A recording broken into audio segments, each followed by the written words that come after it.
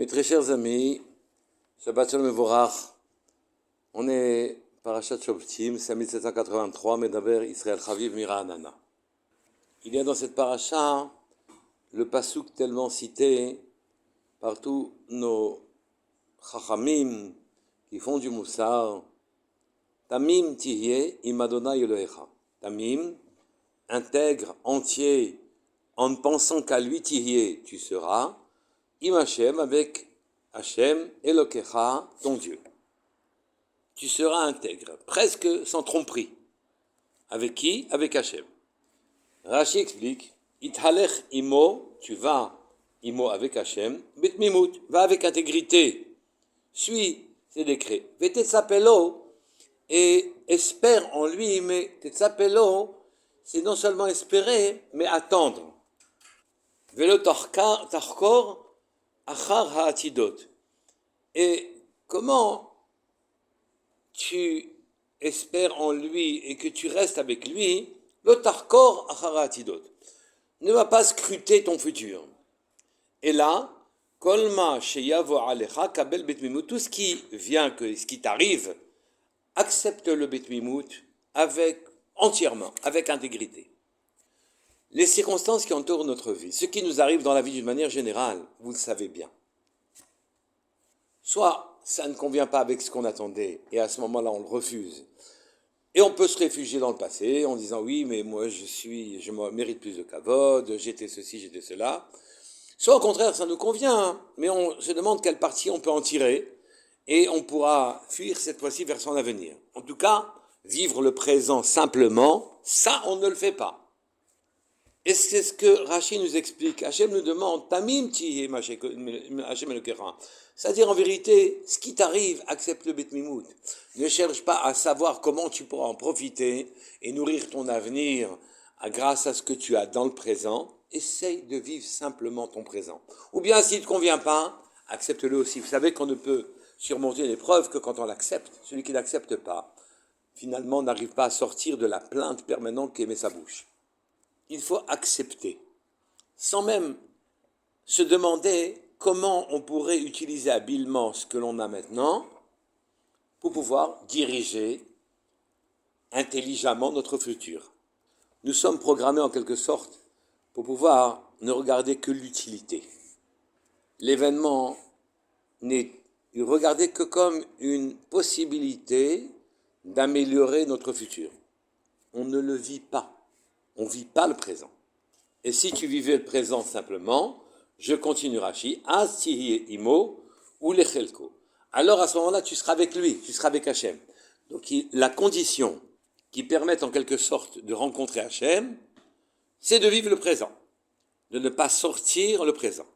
Les réflexes que nous avons acquis dans notre éducation, qui ne recherchent que pratiquement l'utilité des choses pour nous, ces réflexes-là nous conduisent, si le présent est utilisable, à se demander comment on va manager pour arriver dans le futur à plus d'argent, plus de kavod, plus de plaisir, à diriger l'événement que nous a offert Hachem vers les frontières qui nous plaisent. Non, dit le pasuk, d'après Rashi. Accepte les choses betmimut entièrement, vis ton présent, sans fuir vers le futur. Et à ce moment-là, tu seras avec Hachem. On peut comprendre qu'effectivement, pour rencontrer Hachem, il faut encore accepter la metsiout, la situation dans laquelle on nous a mise, ou cette metsiout est calculée d'après Hachem pour qu'on le rencontre, pour qu'on exploite cette situation, pour que on sache lire dans les détails des circonstances qui nous sont offertes où se situe sa présence. Pour toute chose, notre éducation nous a conduits à mesurer ce qui est présent à nos yeux selon une échelle de nos utilités. Combien une chose pèse, quelles sont ses propriétés, quelles sont ses vertus, quel est son intérêt, quelle est sa forme qui se présente à nos yeux, couleur, voire odeur, utilité superficielle. À quoi ça va nous servir? Mais jamais on se pose la question, quelle est la nécessité qui a porté cette chose-là à l'état d'existence? Qu'est-ce que la mer? Qu'est-ce que les montagnes? Qu'est-ce que les fleuves? Pour quelles raisons avons-nous 5 doigts à nos mains? Non, on regarde Comment puis-je utiliser les montagnes, les fleuves, la mer, moyens de transport, moments de plaisir, lieux de loisirs, moyens de faire de l'argent? Pourquoi la montagne? Pourquoi les fleurs? Pourquoi ces formes-là? C'est presque arbitraire. Ce n'est pas une question, car cette question ne sert à rien pour nous. Fort de ce savoir utilitaire, fort de nos inventaires, on croit connaître, mais on ne sait pas. Or, Hachem nous offre un décor permanent, magnifique, pour qu'on le reconnaisse, qu'on se demande où se cache-t-il derrière ce décor, pour quelle remède, pour quelle allusion notre main à 5 doigts. Qu'est-ce que la mer signifie? Si tu prends le temps, dans le présent, de le vivre, alors les choses vont te répondre. Je finis Rashi, Az tihi imo ou lechelko. Alors tu seras avec Hachem, ou lechelko, c'est difficile à traduire, pour sa part. Mais Hachem n'a pas de part, il n'est pas parcellaire. Ce que veut dire le pasouk, c'est que tu seras pour qu'Hachem ait sa part, en quelque sorte. Mais l'a-t-il perdu? Et pourquoi dans ce pasouk est-il écrit Im Hachem Elokecha, avec Hachem ton Dieu? Im Hachem, sois tamim avec lui, sois intègre avec lui. C'était suffisant. Elokecha, qu'est-ce que ça vient signifier?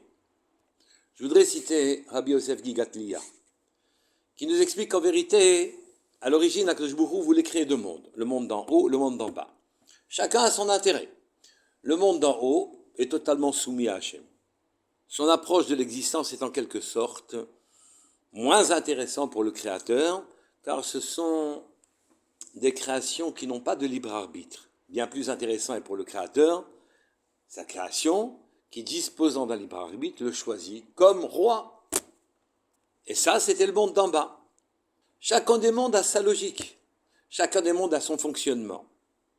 Le monde d'en haut a un fonctionnement très ordonnancé et le monde d'en bas aussi. Et donc, Akadosh Baruch Hu avait nourri un projet dans lequel il voyagerait entre ces deux mondes en quelque sorte. Le monde d'en haut et le monde d'en bas, il aurait des amis en haut et en bas. Mais Adam Arishon, dit Rabbi Yosef Gikatlia, a ruiné ce projet en mangeant du fruit qu'il était défendu. Même s'il l'a fait en quelque sorte les Shem Shamaim, parce que tant qu'il voyait Hachem, le servir lui paraissait trop facile, et qu'il voulait en quelque sorte mettre un handicap pour augmenter ses mérites. Cependant, il n'a pas obéi à Hachem, et Hachem a quitté le monde d'en bas. Ou plus exactement, il vit dans le monde d'en bas, mais de manière cachée. Cachée comment? C'est que tous les phénomènes nous paraissent naturels, répondent à des lois de probabilité pour ce qui est des événements, et des lois naturelles, de fonctionnement pérenne pour ce qui est de la physique de tout le reste. Ou dans les sciences humaines, des lois statistiques. Et donc, il n'apparaît pas directement, évidemment, à ces créatures. Il se cache derrière ce qu'on va appeler la nature des choses.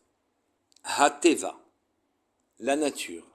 Gimatria 86. Or, cette numération 86 est la même que celle qu'est Elohim.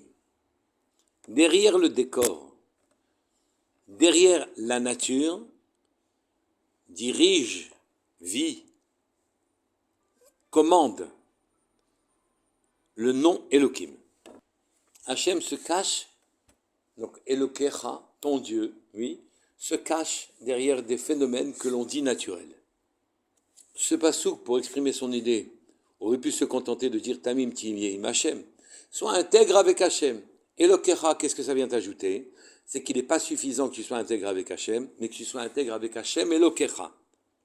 Que tu retrouves, oui, que tu vives avec Elohim qui se cache derrière les phénomènes naturels. Que tu retrouves la trace divine derrière l'événement, derrière le fruit que tu manges, la fleur que tu regardes. Que tu retrouves ce qui a fait son existence, ses raisons profondes.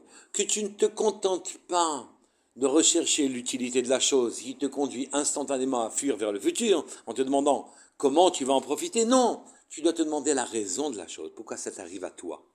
Comment cette cerise, cette pomme, cette fraise vient sur ta table? Cette fleur qui exhale son parfum et qui est si belle, quel secret elle cache. Demande-lui de te les révéler. Mi bara kol ele, qui a créé tout cela? Ce qui a créé tout cela? Un bassin de brachot, un bassin de bénédiction. Kol ele, une mer de brachot, une mer de sagesse. Une mer, ça se dit yam. Ça, c'est ce qui apparaît à nos yeux. Au lieu d'en chercher l'utilité de savoir où elle peut te transporter, quel plaisir elle peut t'apporter, sache que yam, c'est l'inverse de mi. Les deux lettres inversées, yam, donnent mi quand elles sont inversées. Mi, pose-toi la question, qui a créé tout cela? Quand tu regardes la mer, cette idée qu'elle te donne d'une abondance d'eau, de bracha, qui, de ton point de vue, depuis le bas vers le haut, s'appelle yam, mais du haut vers le bas, s'appelle mi. Si tu te poses la question, mi qui a créé cela, alors tu donnes à la mer son utilité, la véritable utilité, de poser la question qui va te relier à ton Créateur. La mer te donne une idée d'abondance, de bienfaits qu'Hachem va pourvoir au monde. Quand la mer va s'évaporer, va créer les nuages, va apporter de la gashmiut dans le monde entier, de la pluie dans le monde entier, là la mer a rempli son office. Tu as fait ta rencontre avec Hachem. On peut maintenant comprendre le dernier mot de Rashi qui dit Lechelko, tu seras pour qu'Hachem ait sa part. C'est qu'Hachem, après les fautes commises par les hommes, a été obligé de se cacher derrière des phénomènes naturels pour laisser se tromper ceux qui veulent se tromper. Si tu ne tombes pas dans le piège de la nature et que tu retrouves le nom d'Hachem derrière ça, tu es atteint, intègre totalement avec Hachem Elokecha, ton Dieu. Tu l'as retrouvé. Et à ce moment-là, tu lui as redonné sa part dans le monde. Tu vis dans son monde à lui, son monde d'en bas à lui. Az tiye imo ou lechelko, tu seras à ce moment-là avec Hachem, ou lechelko, et tu auras restitué sa part, son monde tel qu'il aurait voulu qu'il existe du temps d'Adam Arishon, avant la faute. À ce moment-là, toi, tu fais ce travail de le faire revenir. Shabbat Shalom Mevorach, Kol Tuv, que chacun de nous ait le courage de au moins faire une interrogation par jour sur ce décor qu'Hachem lui offre tous les jours et ces brachot dont nous sommes pourvus et les bienfaits dont nous sommes gratifiés. Shabbat Shalom, Kol Tuv.